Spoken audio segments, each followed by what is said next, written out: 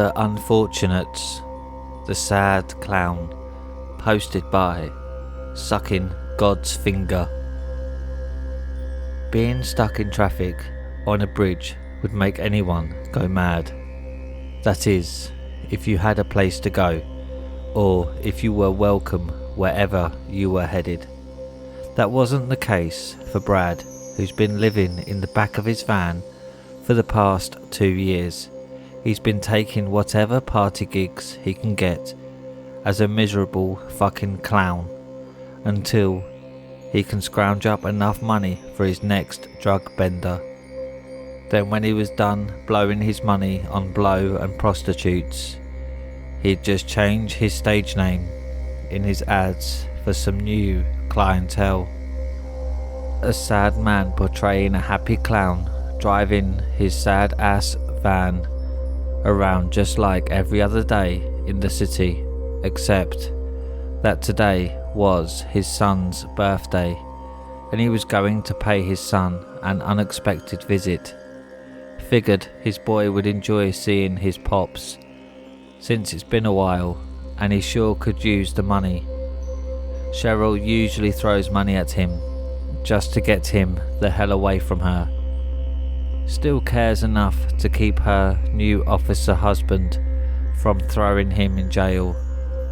Brad took a small baggie out from under his novelty balding clown wig and sprinkled some coke on the steering wheel. He gave it a rip, leaving some residue under his big red nose.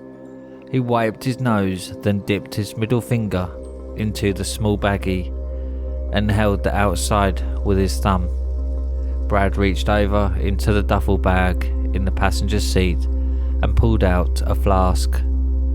Traffic was moving again, and the car behind him honked at Brad, who was unscrewing the flask with one hand. He rolled down his window to flip off the car behind him, screaming, "Fuck you, fuck." Realising he had catapulted the rest of his coke out the window, Brad continued cursing to himself while wiping what was left on his finger on his gums and chugging what was left in his flask. Traffic came to a sudden halt, making Brad slam on the brakes. It's going to be a long fucking day. Brad arrived at his ex-wife's house and parked down the street. He sat there until he knew his son, Cheryl, and her dipshit husband were inside. He reminisced about the time when that was his house and his family while he sat in his own head, only to be reminded about what he lost when her damn husband pulled up with the cake for his kid. "Piece of shit," said Brad. He stepped out of his van and closed the door in the iconic clown get-up with his face painted and all. Brad stepped in the direction towards the house before reaching into his striped baggy pants and pulling out his Glock. He pondered for a moment. I don't need it, and threw it back in his van, then headed to his old home. As soon as he stepped up to the door, Cheryl's sister opened it, with music and kids blaring in the background. Before he had a chance to reach for the handle, her face quickly went from a smile to a scowl as soon as she heard his stupid voice. "Why, hello there, Brad was cut off by his favourite ex-sister-in-law. He stuck his big red shoe in the door to keep her from closing it on him and pissing her off in the process. "Back the fuck up, Brad, and get the fuck away from my sister and her family. You smell like shit and you look like shit, and that kid doesn't need to see his piece of shit dad on his birthday, especially like this."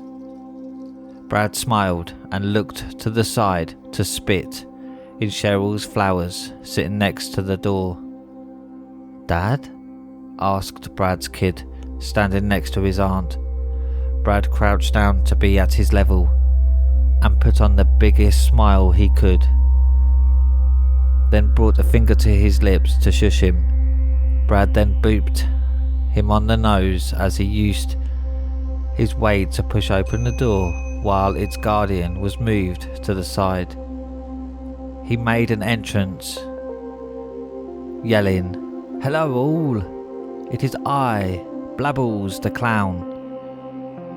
The kid ran back to the party, calling for his mother in excitement with his aunt right next to him in a panic, while all the kids flooded to the door. Brad immediately started his act in the family room as parents and children gathered around. Brad crouched down and gestured to his son to come by his side.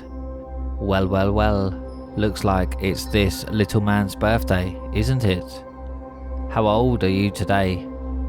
Cheryl's husband scoffed before yelling out, 12 if you actually paid attention to your kid.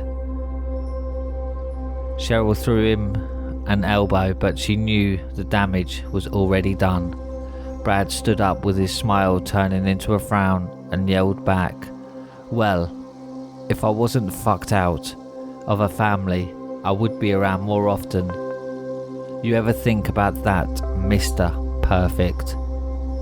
Cheryl stood between her husband and Brad, trying to de-escalate the situation, while her sister and the rest of the parents gathered up the kids.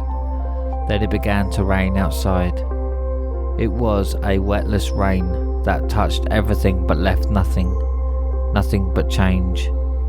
First thing Brad noticed was Cheryl's husband had started to grin while he yelled at him, and Cheryl started smiling herself.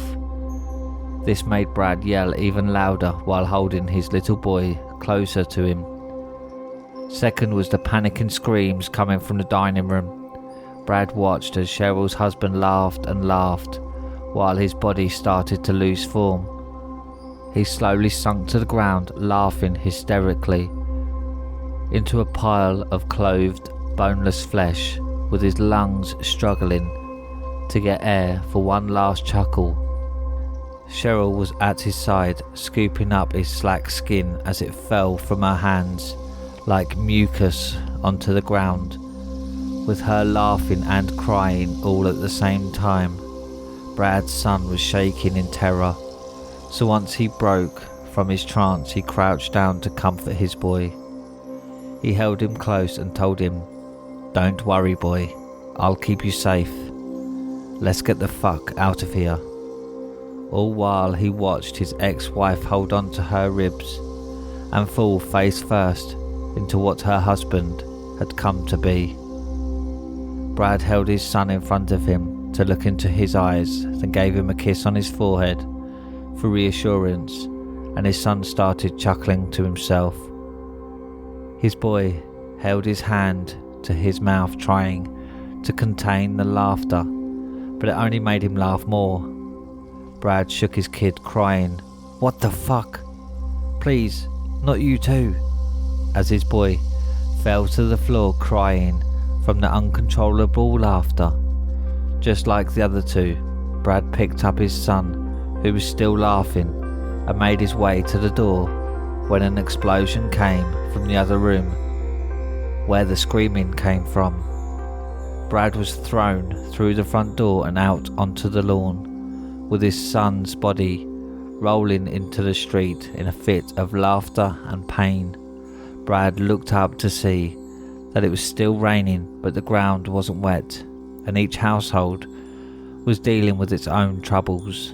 People were running out of the majority of the houses on the block screaming. Some looked normal while others were on fire. Some had extra limbs and even took flight. Most of the houses were either in shambles or cratered, as if something had vaporized the area. When the fog cleared and Brad could finally move, he was too late. The neighbours across the street backed out of their driveway in a hurry and ran over Brad's son. They peeled out of the area, ploughing through anyone in their way. The tattered clown got up and ran over to his son, crying, and placed next to his body with his hands on his head, pleading for help. One of the neighbours who had seen what had happened ran to his aid. Brad looked at him with teary eyes, crying, "Please, save my boy." But the man looked at him and broke out into a fit of laughter and fell beside them, holding onto his ribs like everyone else, right before turning into a pink mist. Brad was tossed on his ass as a gust of wind blew past him and showered him in the neighbour's blood. What the fuck was that? Oh God, no! Brad screamed when his eyes fell back on his boy. It looked like someone had stepped on his son and smeared the centre of his torso into the asphalt below. Brad scurried to his feet and made his way to his van, scrambling for his keys before he finally got the door open. He kicked off his massive red shoes, started it up and stomped the pedal to the floor. The rain phased through his van and himself without leaving any sort of residue. He made it out of the residential area and into the city with the radio blaring. It seems that the sunken city off. Before he clicked off his radio, the van came to a slow stop behind a mess of vehicles in a tourist area of the city. What the fuck? He looked around to see people running into buildings and lightning blowing out the windows behind them. There was even a group of looters that looked exactly alike and grabbing everything they could as they ran through the streets. A man who had his hands covered his entire body slammed against Brad's window, startling him, screaming for help in a muffled plea. Brad kicked away from the door to the passenger seat, while all the hands groped at his window. The clown cried in fear as his hand landed on his Glock that fell in his bag when he tossed it earlier that day. He brought it around, then fired 2 rounds into where the man's head would be if he was normal, and it dropped to the ground. "Fuck this," said Brad, stuffing his flask in his duffel bag and jumping out of his van. Everyone around him was in chaos while he made his way down the street. Not only did the gun make him feel confident, but he was still running the white slopes. Brad ran into the first, least hectic shop he came across. He ran in as a clown covered in blood and debris, wielding a firearm, screaming, "Give me all your fucking money!" But there was no one listening. He checked behind the counter to see an empty register, then proceeding to go up to the living area above, like he was the only one that had that idea. He came to the staircase to see a mess of blood and sizzling guts splayed across the wall with black lines burned into them. As well, the smell was putrid enough to make him vomit in his mouth. The clown made his way up the stairs with his firearm ready while doing his best to step over the viscera. He came to the top of the stairs that were covered in the flesh, to a door that was burned through. There was a woman crouched over a puddle of water on the other side that was sobbing uncontrollably. The floor creaked under his foot and she turned her head, showing glowing eyes. Brad quickly put one in her head, and those eyes went dim as her body went limp. Brad scoured the living room of the small housing area above, stuffing anything that looked of value in his duffel bag. He snatched a bottle from the counter and threw it back until he couldn't drink any more. And that's when he heard knocking, coming from one of the bedroom doors. Brad stopped moving altogether to see if he was hearing things, and heard 3 more knocks followed by a small voice. Hello? Is anyone out there? My parents locked me in my room and I can't get out." He slowly placed the bottle on the floor, then crept in the direction of the door, trying not to make any sound. The kid kept calling out, "Hello?" Oh God, I hope they didn't leave. "Hello?" Brad's mind was racing with all the possibilities as he whispered to himself while approaching the door. What in the fuck? What in the fuck? What in the fuck? He placed his ear against the door, making his goofy hair smoosh against it, and a loud bang came from the other side, making him retract back. Fingers started poking out from under the door that they only reached so high and twisted around like tendrils. Brad aimed his firearm at the door and pressed against the wall to get his feet while shaking.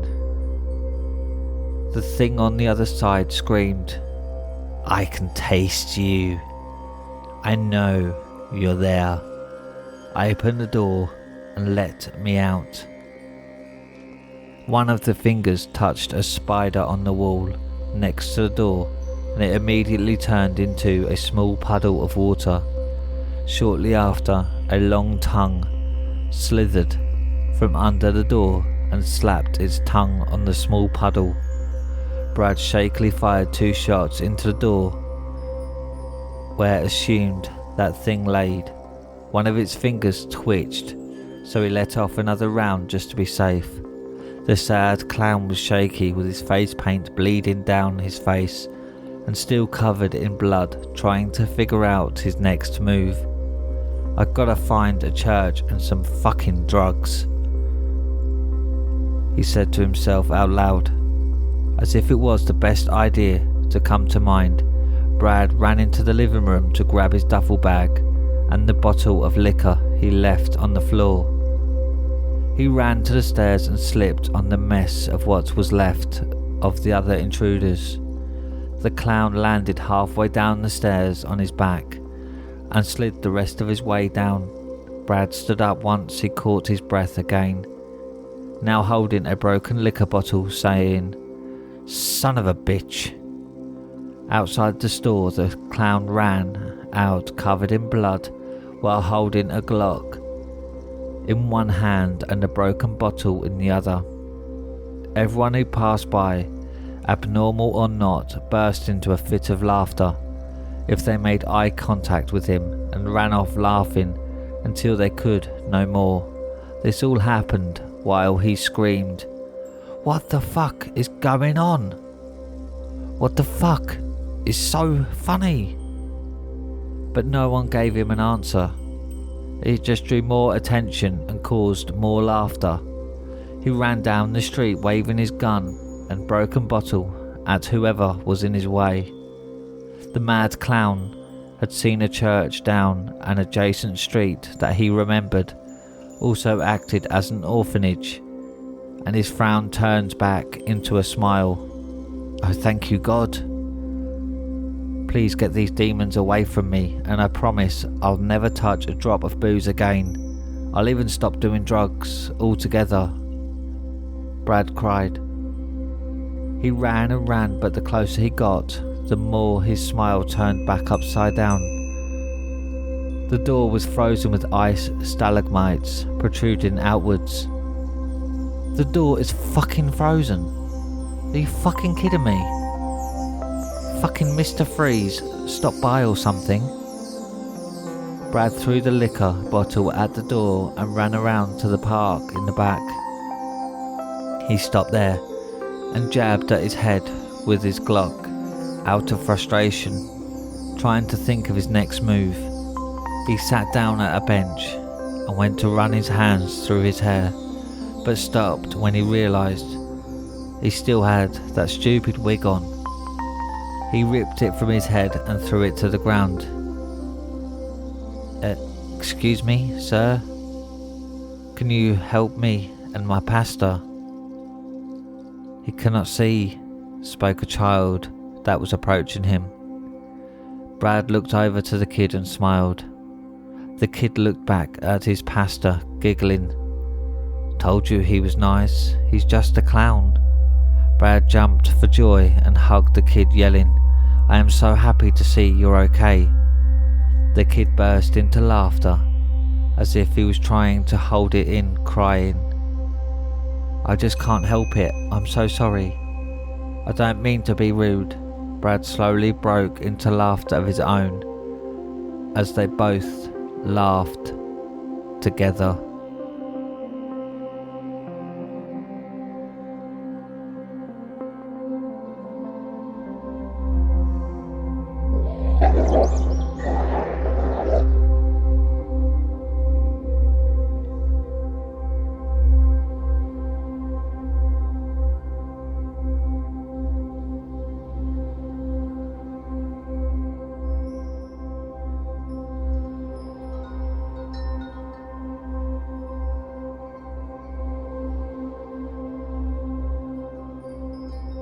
Rapacious.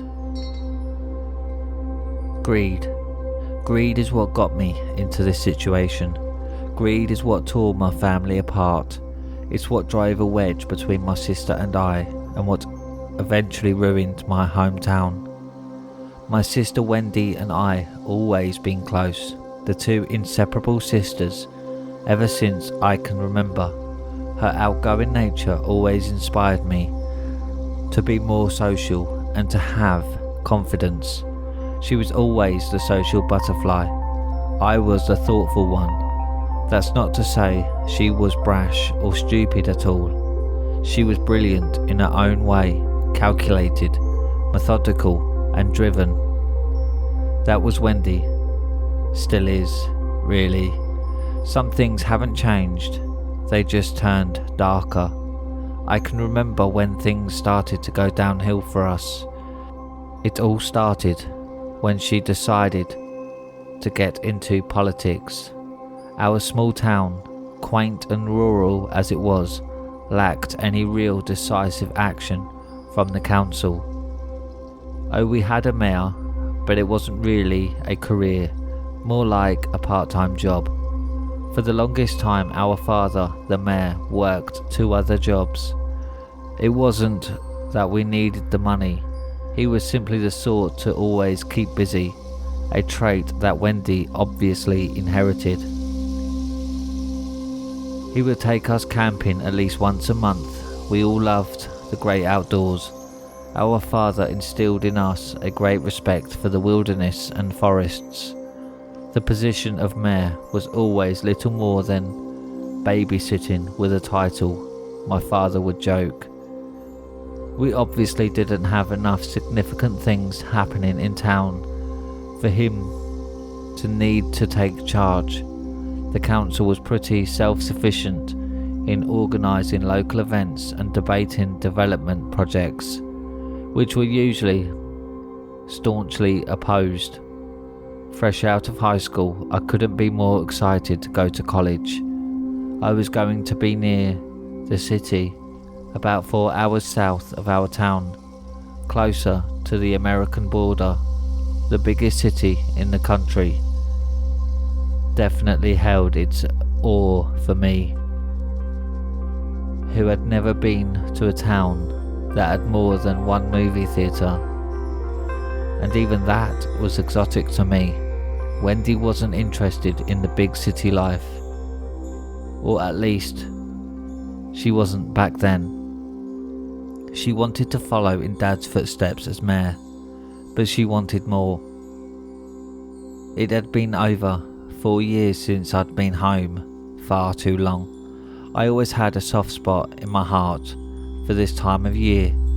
When the leaves turn and the air takes a chill, the city didn't have the same effect on me as Alicewell, and I felt determined to see it sometime soon.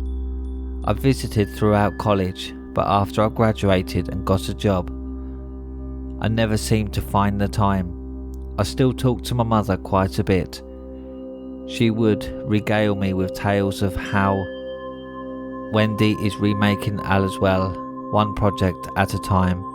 She had a habit of making it seem like it would be a whole new place by the time I decided to visit. Turns out, it was. Everything seemed to be going great for them until I got the news that Dad went missing. I couldn't believe it at first. It didn't make sense. Apparently he went on a camping trip, one that Wendy didn't want to go with him on, and he hadn't been back for over a month. Mum hadn't told me until then, as she was apprehensive to cause me worry. Frustrated as I was with her for not having told me sooner, I could understand her concern. Regardless, I booked time off work and headed home immediately.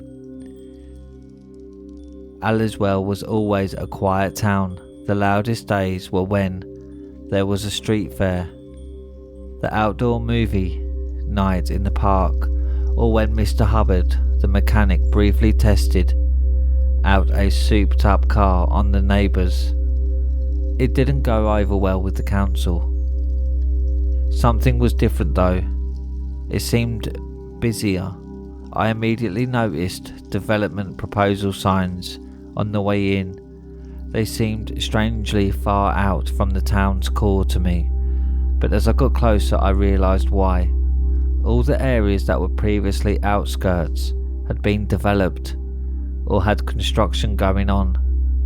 Curiously enough, it seemed that they had been built by big name companies. It felt to me that they had almost sprouted up overnight.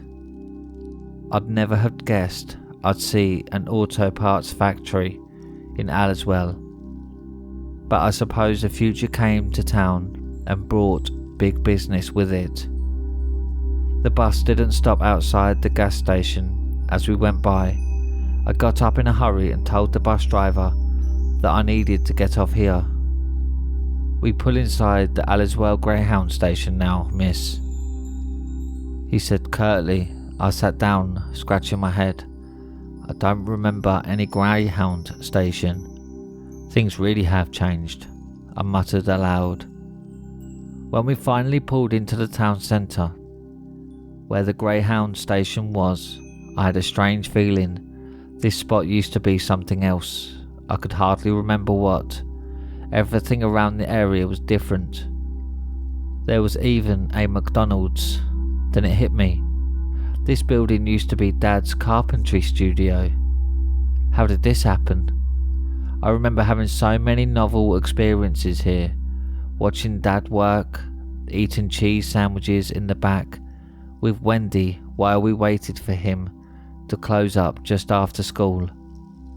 It felt like I was in a different town.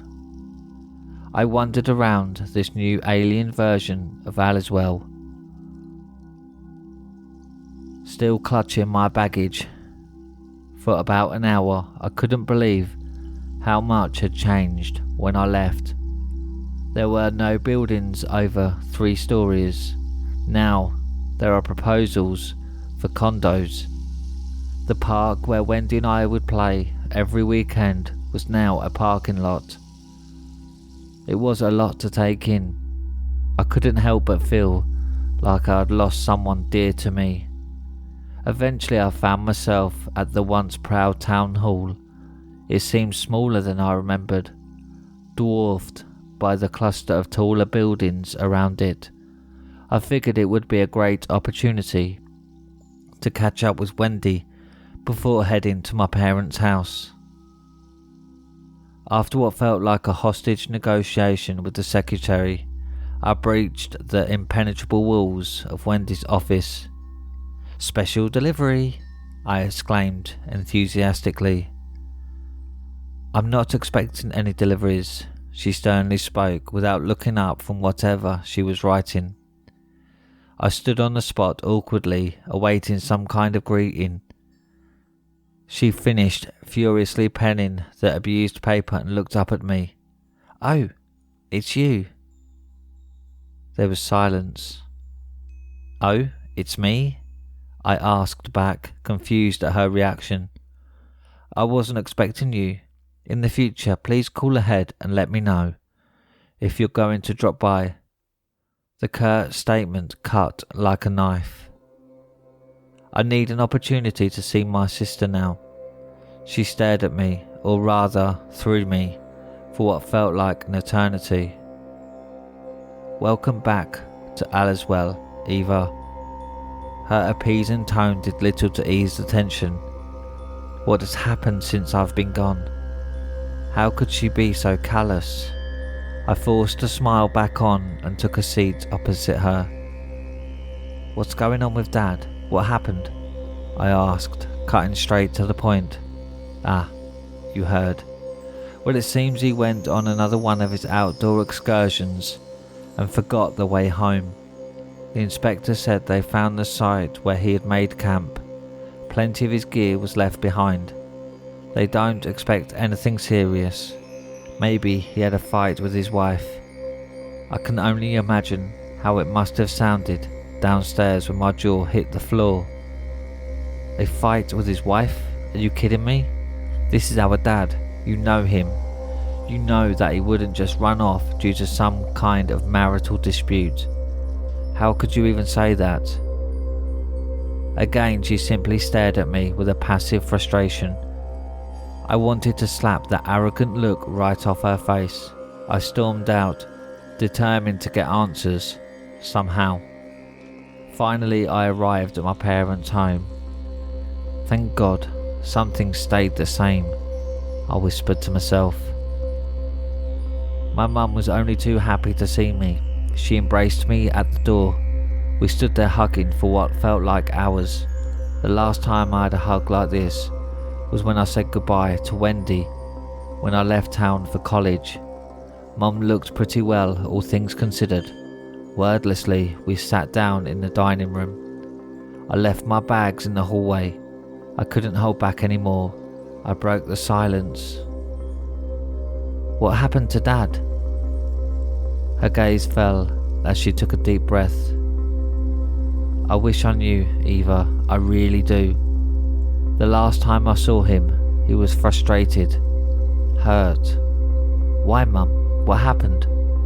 Your sister is a driven woman. She works hard, possibly harder than anyone in this town. I've seen more development in this town in the past few years with her as mayor than I have in the rest of my life, but somewhere along the way she changed. You can say that again, I huffed in frustration. You've seen her then. Please don't be too hard on her, she means well. Your father had a hard time seeing that. They fought like cats and dogs, those two. There wasn't a damn thing they could agree on. She kept wanting to move Alaswell forward, as she would say. Alaswell didn't need moving, was what your father would rebuttal with. The last day before he left, he was packing for an outdoor excursion. He was going to see her, tried to get her to go with him. I think he was trying to make amends, find common ground, despite all the disputes they've had lately. Seeing the way she is now, I could only imagine she was too busy to even speak with him, let alone go on a camping trip. I'm going to see if I can get any more answers. I'll join the search party too. Eva, she grimly looked up at me as I stood. There is no search party. Wendy called it off. Said the chances that he's alive after 2 weeks in the wild were low, especially this time of year. She said it was just a waste of time and money to keep it going. I began fuming. Without further word, I headed back to Wendy's office.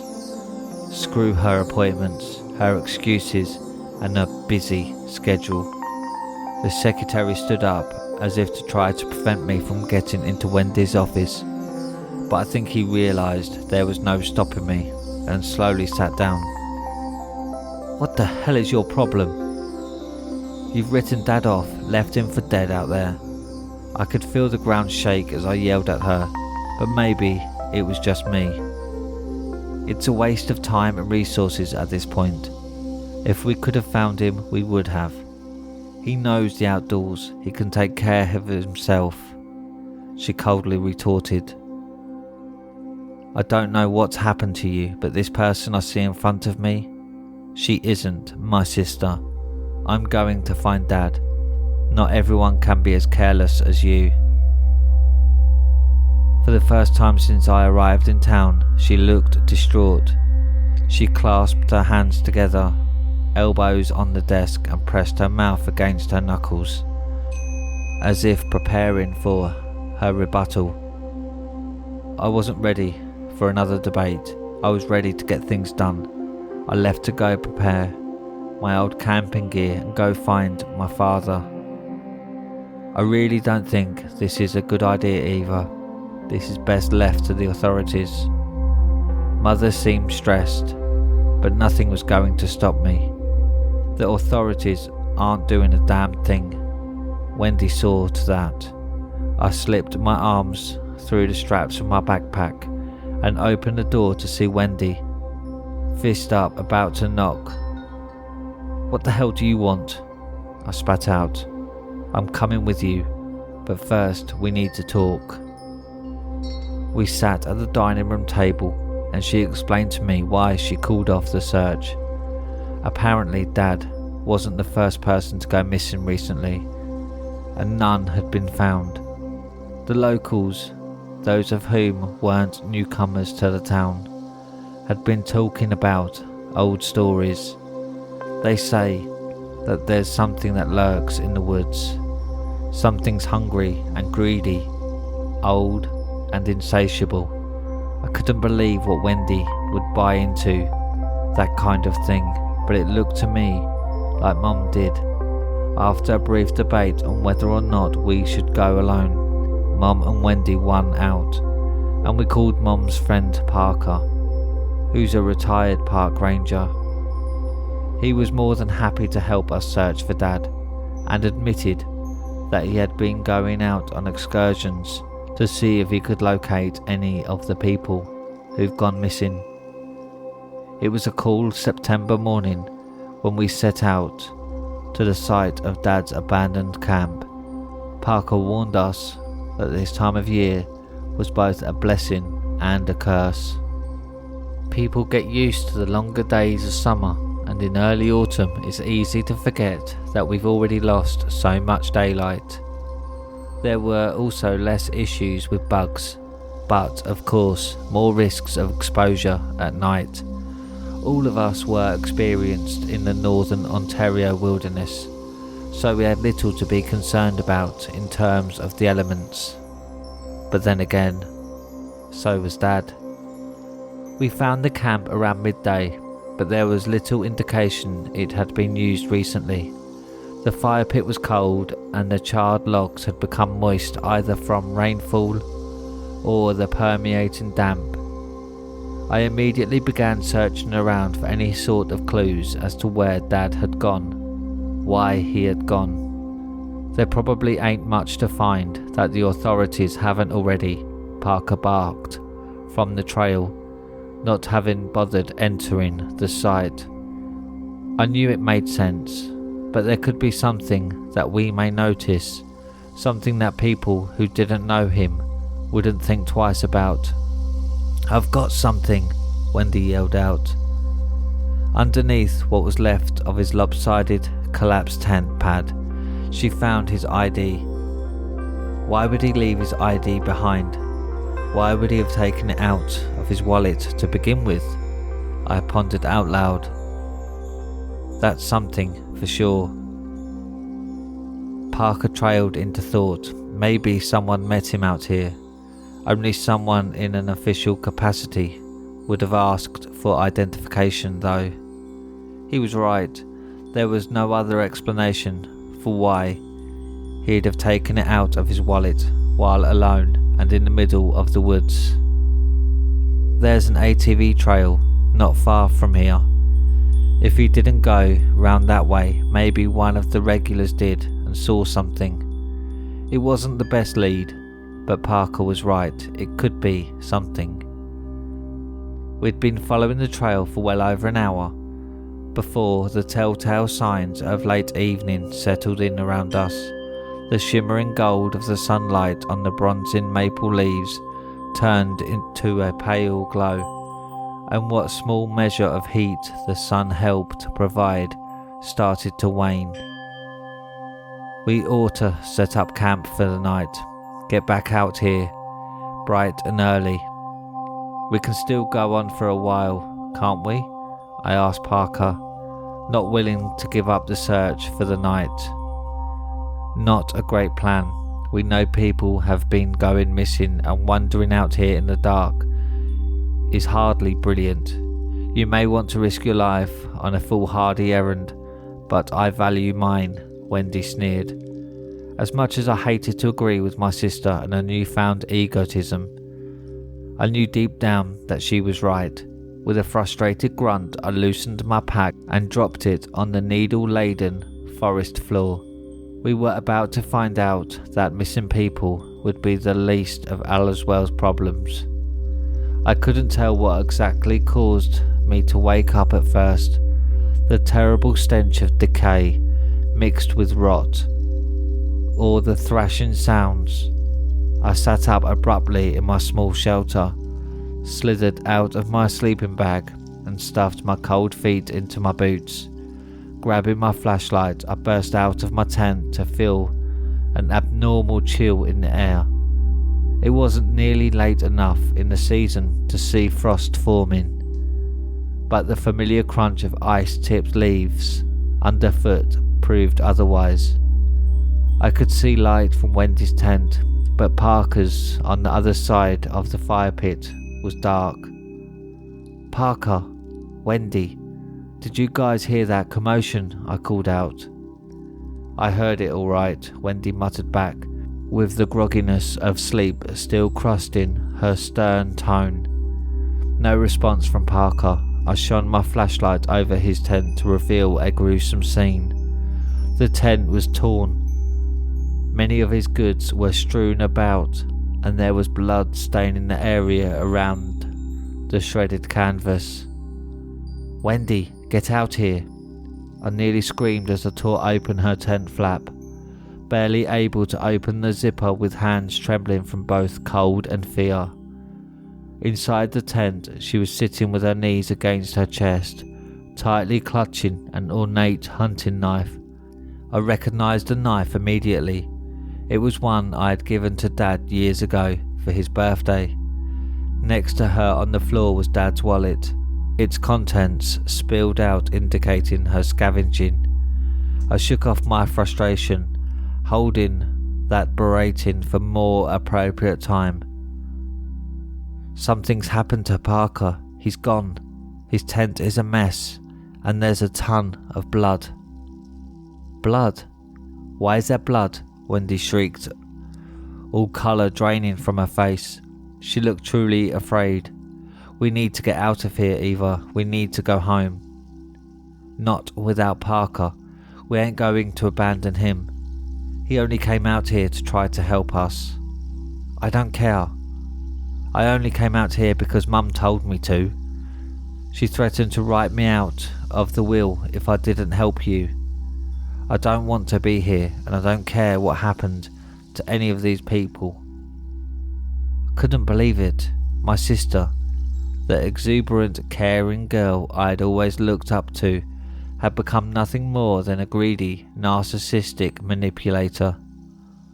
I have no idea what's happened when I left that made you this way, that made you so cold and egocentric, and right now I don't care. Whatever happened to Parker was violent, and it's still the middle of the night. We have no hope in finding our way home right now, in the dark, with whatever took Parker still possibly around. Wendy nodded absently. She knew attempting to find our way back now would be more dangerous than waiting it out until morning. I'm going to see if there's anything useful in Parker's bag. We need to stick together and be prepared for the worst. In Parker's duffel bag, I found a handgun, compass and some jerky. We waited out the rest of the night, attempting to take shifts awake and on guard, while the others slept.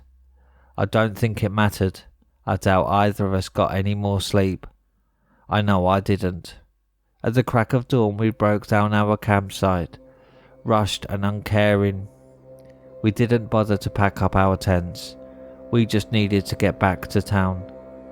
As we got ready to head back, I noticed something peculiar. The trail we had made camp just off was gone. In fact, I didn't recognise this part of the woods at all. Either. Where are we? I pulled out the compass. I knew that we had been to the west of town. This way, let's go, I barked at Wendy as I headed back home. After constant traipsing through unfamiliar woodland, I couldn't help but feel the sinking sensation in my gut that we were lost. Both of us were hardly able to keep it together after what happened to Parker, but neither one of us wanted to be the one to break down first. I looked up and something peculiar caught my attention. It was later in the afternoon at this point. Odds were bad that we'd be making it home tonight, but the sun should have been to the west, southwest in the sky, but according to the compass it was directly south of us. It didn't make sense. Maybe the compass was busted. Maybe we'd been going the wrong way this entire time. There's something over here, I heard Wendy mutter. I approached her, standing just at the entrance to a large clearing. There was that cold sensation again, the unnatural icy bite to the early fall air. In the centre of the clearing was a strange rock formation, some kind of cave entrance. Then came the smell, similar to the one when Parker disappeared, only way stronger. It made me gag. The cave looked like a good spot to spend the night, especially considering we'd foolishly left most of our gear back at the last campsite. As I entered the clearing, I heard a scream from behind me. I turned around and rushed back into the thick to see Wendy on her knees. All colour had drained from her face, her unblinking stare focused into the shrouded forest. What happened? What did you see? I asked. There's something there, I saw it. It looked like a person, but was tall and contorted. It had antlers. We need to get out of here. We need to leave this place. She kept incoherently rambling about what she had seen, making less and less sense every time.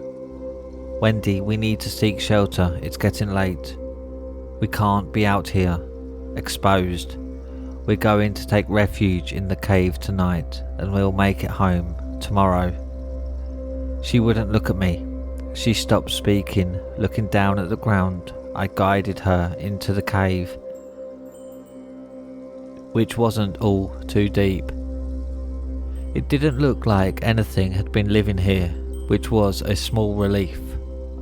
In the early morning hours, I'd finally managed to find some sleep, but not for long. I woke to the sounds of hushed whispers and the permeating stench of decay. I could hear Wendy's voice, but there was another voice too, deep and guttural. Wendy, who are you talking to? I'm hungry, she brazenly interrupted.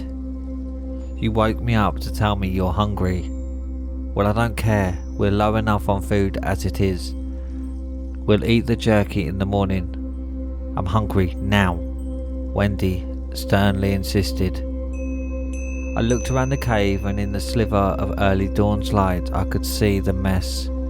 She had torn open my backpack and eaten the last of our food. The empty jerky bag was laying on the ground beside her. You ate all our food. Are you kidding me? What the hell is wrong with you? I'm done trying to babysit you out here. Grow up and take care of yourself. I was seething with rage. I started trying to stuff all of my scattered belongings back into my torn backpack. As I stood, I felt a sharp pain in the back of my head. Then everything went dark. I began to regain consciousness. I have no idea what time it was, but I knew it was night. It was almost pitch black. The fire was roaring near the entrance of the cave. There was an ugly squishing and crunching sound. What? Wendy? I managed to struggle a word out. The sound stopped. The smell of decomposition was still thick in the air, but this time it was almost more acute. I turned my head to see the mangled carcass of an elk next to me. I almost screamed in surprise. I started trying to get up, but I felt dizzy from what happened earlier. I managed to crawl backward until I hit the cave wall. Looking around in a daze, I saw the source of the smell. Parker's corpse was near the fire beside someone who was lurched forward in an inhuman way. "I'm so hungry," the voice said. I recognised that voice. It was Wendy. She slowly started to turn to me, shambling inhumanly. "Eva, please, I'm so hungry." She was holding the lower portion of Parker's severed leg in her hand, effortlessly, and as if it was a chicken wing, she'd been working on picking it clean. "Wendy, what have you done?" The world moved in slow motion. It felt like I was seeing everything through a tunnel, hundreds of meters away. The dizziness was starting to subside, but I couldn't stand. My legs weren't obeying me. He told me I'd be hungry. I'd always be starving. He told me this was the way. I still feel so hungry. Her voice was strong. It was deeper than a normal voice and garbled, like she was choking back mucus. I began to dig through my bag for the handgun, but it wasn't there. I feverishly looked around the cave and saw a glint just behind where Wendy was sitting. It was Dad's knife. I called upon the last reserves of my strength my body had in it. Along with the spike of fear-induced adrenaline, I dashed forward, grabbed the knife and ran out of the cave, never looking back. I could hear Wendy yelling from the cave. At first I couldn't understand what she was saying, but then I heard it. "Don't stop! Run! Don't stop! Run!" I was disorientated, alone and terrified. The woods were almost pitch black, other than a few sparse patches where the moonlight desperately tried to push through the canopy above. I had no idea where I was going, but I sure as hell wouldn't turn around. "I'm so hungry." I could hear the words in my head on repeat. "Eva, please, I'm so hungry." It kept echoing like a twisted mantra. There was a sadness in her voice, a sickened desperation. The woman I met in Allerswell a few days ago wasn't my sister, but that thing in the cave was a monster. I collapsed out of breath.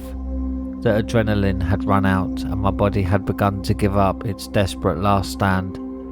I was safe from that creature at least, and the early signs of sunrise were indicated in the surreal background glow in the sky. I could finally get out of here. I just had to find the way. But then the smell began again. Subtly, as if there had been a rotting squirrel carcass somewhere around. Then the scent grew to a putrid and unmistakable herald of death. I looked around, seeing things shift and move.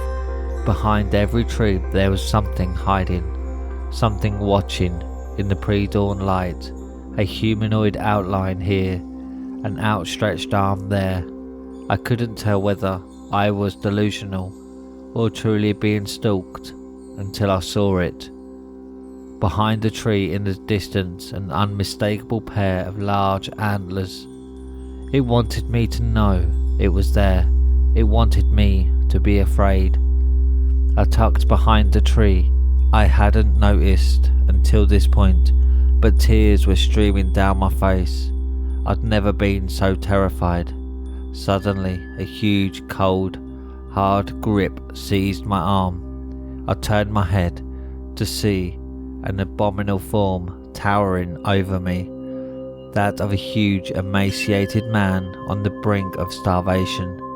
I tried to see his face, but there were only the hollow eyes of the skull of a stag staring back at me. The air became icy. Simply breathing hurt my lungs, causing them to seize. I knew this was the end. I closed my eyes, not yet ready to embrace my end.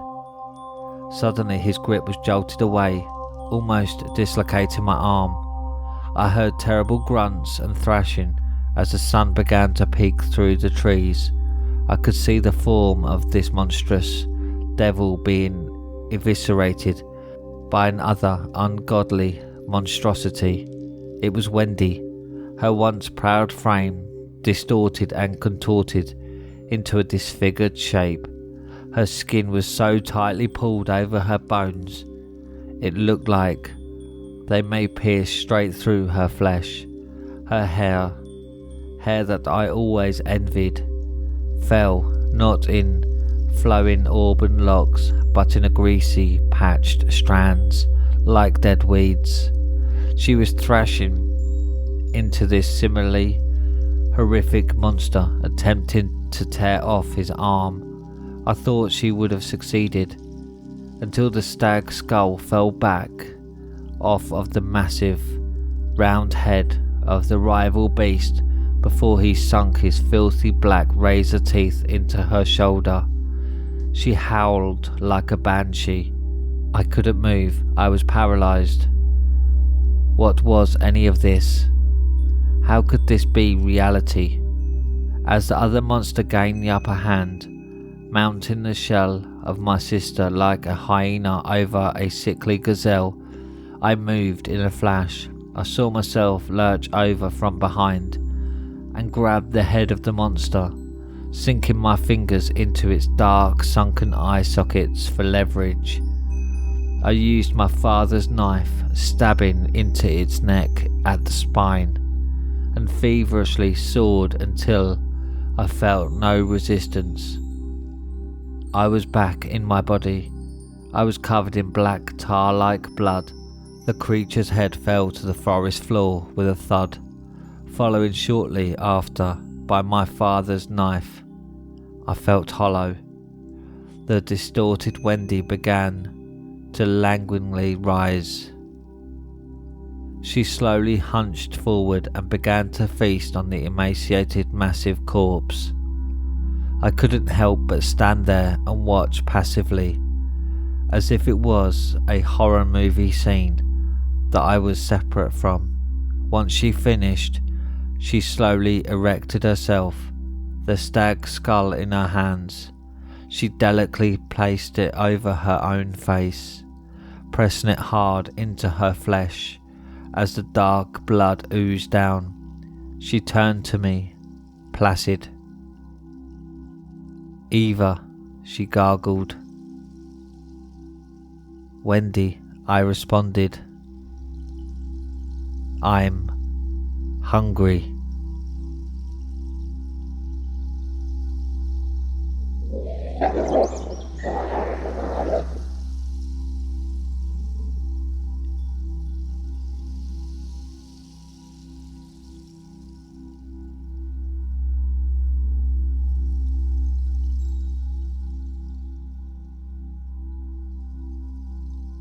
And that's it for tonight, my little hellhounds. Thanks for listening. If you enjoyed these scary stories and want to listen to more, then don't forget to subscribe and click the like button, as this really does help the little channel grow. If you have any scary stories, then submit them to Reddit r/homeofscares. And follow me on Twitter at homeofscares. Now, good night, my little hellhounds.